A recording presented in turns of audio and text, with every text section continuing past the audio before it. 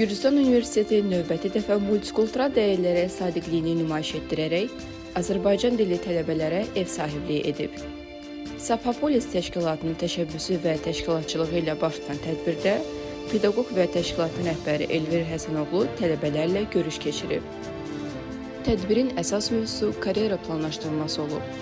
Görüş zamanı tələbələrə gələcək karyer istiqamətinin düzgün müəyyənləşdirilməsi, liderlik bacarıqlarının inkişaf etdirilməsi və təhsil dövründə qarşıya qoyulan məqsədlərə çatmağın yolları barədə faydalı məlumatlar verilib. Tədbirdə həmçinin Gürcüstan Universitetinin rektoru Konstantin Tapurya və rektorun müşaviri Ceyhun Məmmədəli də iştirak ediblər. Onlar tələbələrlə birbaşa təmasda olaraq onların fikirlərini dinləyib, motivasiya edici çıxışlar ediblər. Görüş zamanı rektor Konstantin Tapurya Azərbaycan dilli tələbələrin Gürcüstanda ali təhsilə inteqrasiyasının vacibliyini vurğulayıb.